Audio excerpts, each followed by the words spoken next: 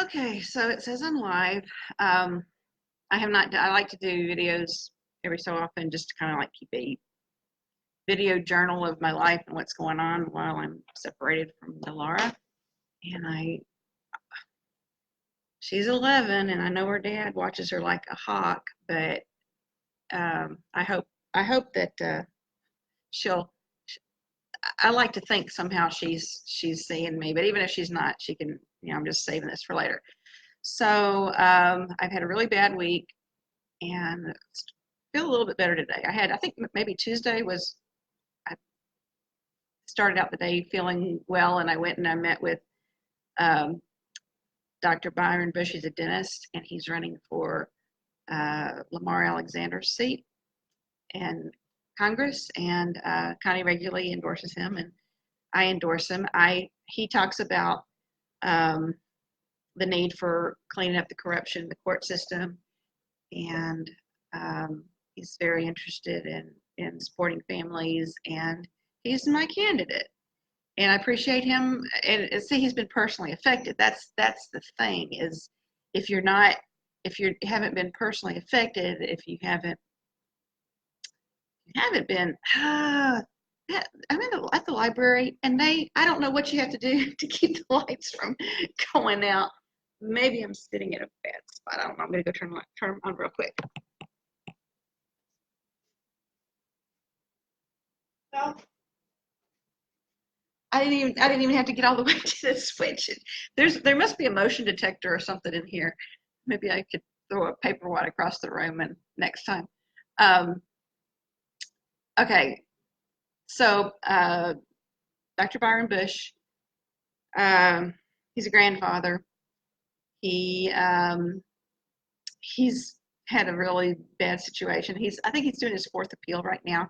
He knows how the system fails. He knows, uh, and I don't know all the ins and outs of his story. I just know there's something went wrong, and he does not feel like the problem has been corrected yet. And sometimes I think it doesn't.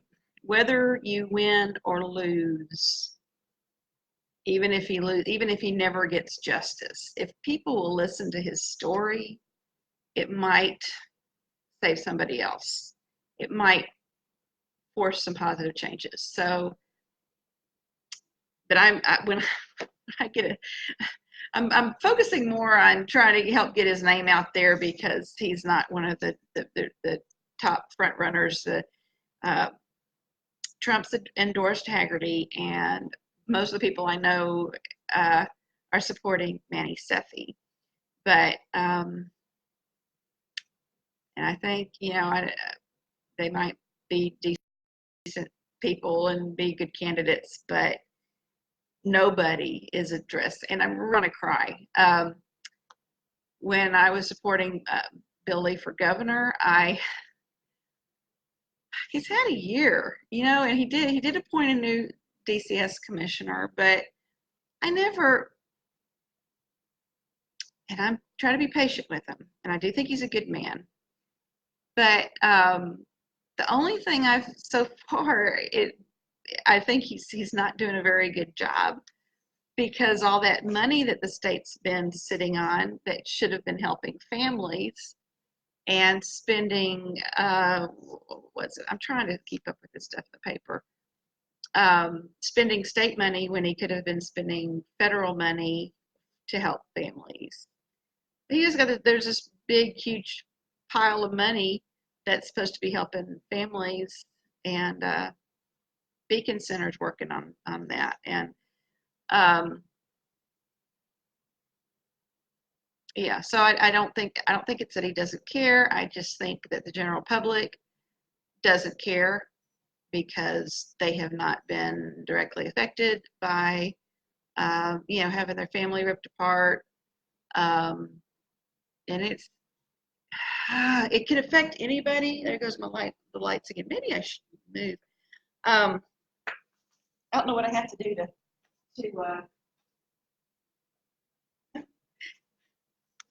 I don't know if that's a 2 minute.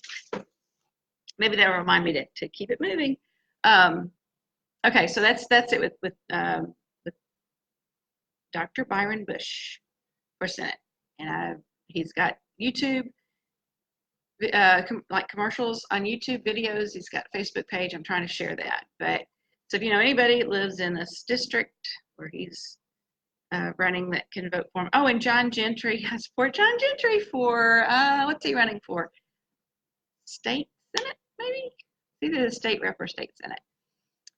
And he's having an event at his house on the 15th. I would like to go because he's tried to call attention to a lot of these problems. And I'm not following him real close now, but like I said, bringing attention to the problem is important. I get so tired of hearing people talk about things that are important, but not as important as saving children and families. And okay, so I was saying that when I went to see him, I thought that was going to be a good day. And then after I saw him, I got a couple T-shirts and stickers and cards, and I had to go home and go to bed, and I just passed out for the rest of the day. So it's been a horrible week.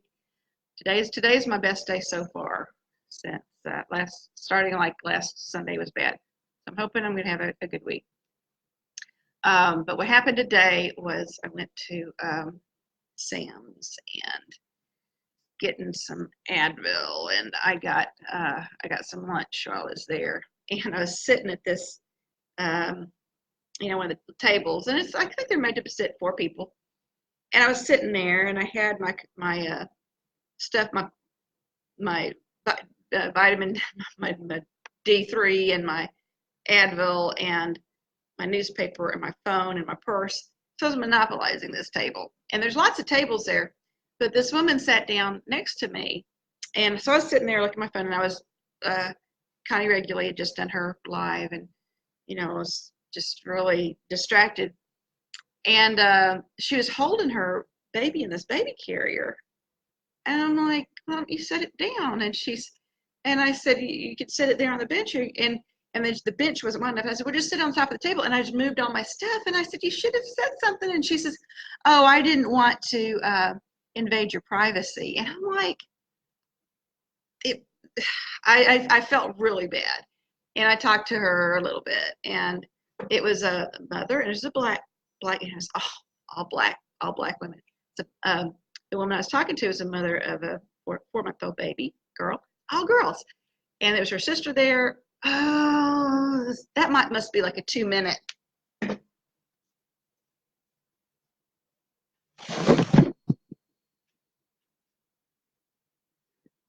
I don't know if there's any. Let me see if there's an outside light.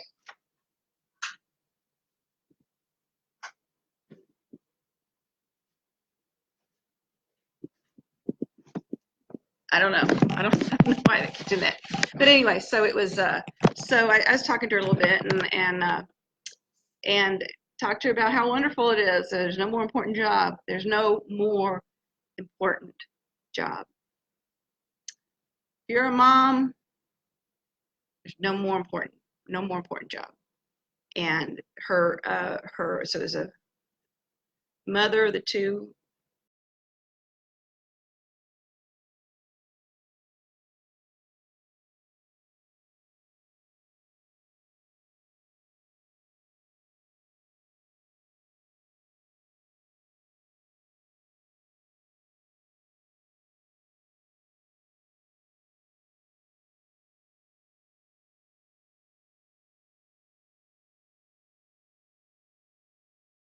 boys are harder to raise girls, but and the baby, I was talking to the baby after she's got her stable, set the baby carrier on the table, and it was nice and stable, and I gotta look at her. Went around and looked at her, and I didn't touch her. But, I was talking to her, and she looked at me, and it wasn't until I left, and her mom had taken her out of the seat, and I said, this is a group of mighty women and mighty women in the making. And then that little 4-month-old, she just smiled at me. And I'm like, oh, she likes that. She likes me saying she's a mighty woman in the making. And that was just fun. I wish Delora had been with me.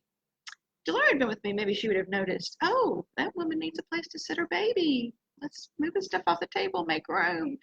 Okay, that's all I want to say. I just, if you haven't watched Connie Reguli's live, watch it. I'm trying to find she referred to some federal guidelines, policy stuff, which I thought I'd saved before, because the guidelines are in place, and that's child welfare stuff, like if your child's in state custody, which my child's never been in state custody. But if these protections for the child, minimizing trauma, maintaining as much stability for the children as possible, if that's important to children in state custody, it should be important to my child who's not in state custody and never has been and hope never will be. Okay, all right, I'm going to end this. I'm going to work on my court stuff. Where I'm at. Okay, we'll just do this in the dark. I don't feel like getting up again. I'm going to move. I might just go out by the window and not even be in this room if I'm not doing the live. I came in here to do it so I could talk. But that song, is it Andy Grammer? Don't give up on me. I sang that this morning. Got up this morning, watched. Man, I hurt so bad last night.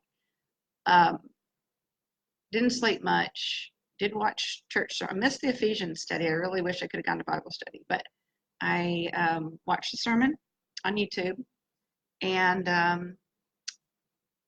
got my shower, played my ukulele. I screamed pretty much. It's like I sing like Bruce Springsteen. My brother said one time, Bruce Springsteen screams his songs, and Born in the USA. It's like I'm singing. I'm not giving up. I'm not giving up. And and I said when I first got my ukulele is like 6 months, no contact with Delora. That first period of no contact. 6 months into that, got a little curl like cowlick. I'm like Superman, have that little piece of hair falling down. But yeah, I started singing protest songs and like "We Shall Not Be Moved" and "Oh Freedom" and "Ain't Gonna Let Nobody Turn Me Around" and all this stuff. And me playing my ukulele is I can do it. It's like aerobic exercise for me. And even if I don't know. I just put so much into it.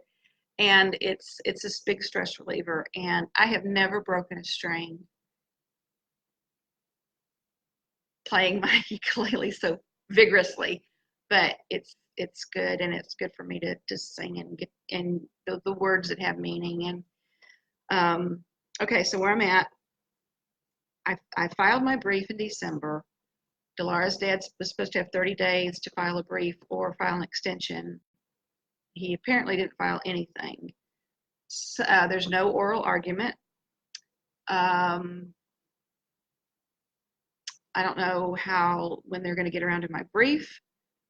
Before the time was that first 30 days, I'm doing a corrected and amended brief, which has got a very big section of what they call it, statement of facts, which came directly from the statement of evidence, which Judge Calloway finally had prepared, and the record. Everything's, the facts in the record that were before the court, so the judge heard this, she saw this, she ignored it or read different things into it, and she did not properly consider the facts. She made findings that were not supported by the facts and evidence.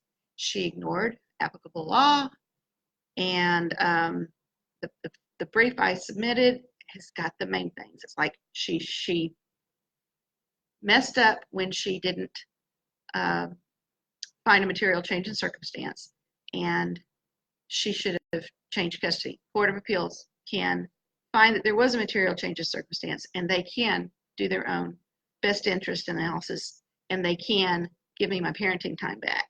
And I hope they'll be smart enough to see that the only way, if Delara is going to ever have any kind of peace and stability, I'm the one that needs to be in control. I said that years ago in the first custody modification trial. The only way she's going to have both parents in her life is if I have primary custody, because if you give him primary custody, and it's on recording, he'll use it to cut me out of her life. And what did they do? And she couldn't help it because of that order of protection. But when I had an attorney the second time around. I had a huge amount of evidence. I had attorney every single day of the custody modification trial. I had a very good attorney. We got everything presented to the court that we needed to prove our case, and it was put into evidence for appeal. And so we're waiting. And if I can get this corrected and amended statement of evidence done, it'll be easier for the Court of Appeals judges, because the first one I submitted, I mean, my document, I mean, it is there's huge chunks missing. There were just random things in there. I mean, stuff was there.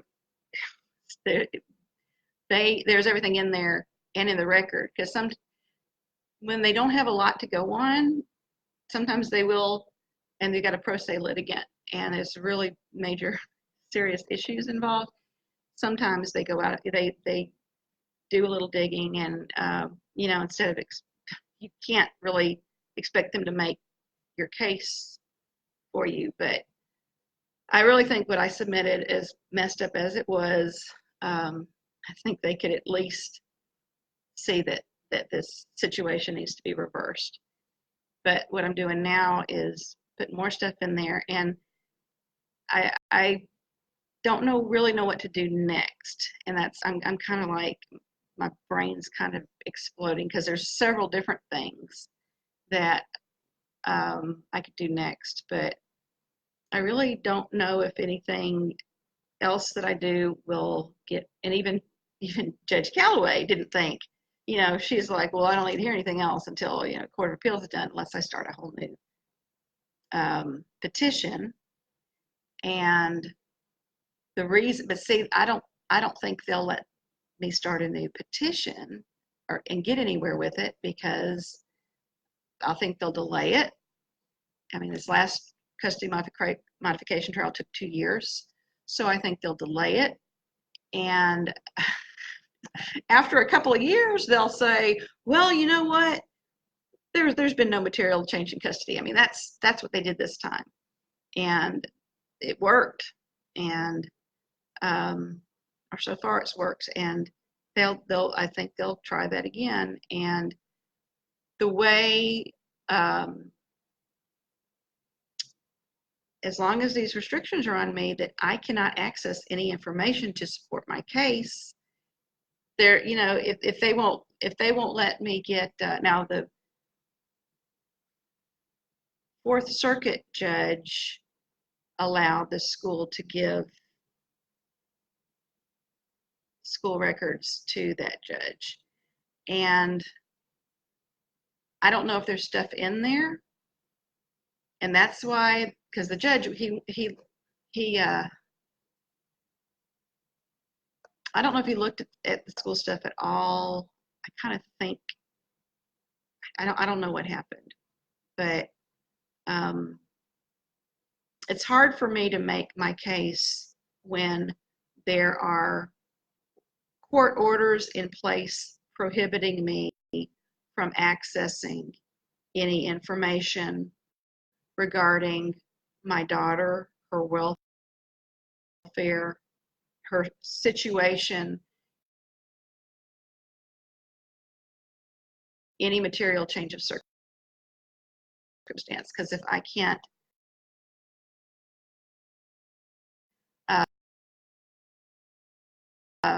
This is this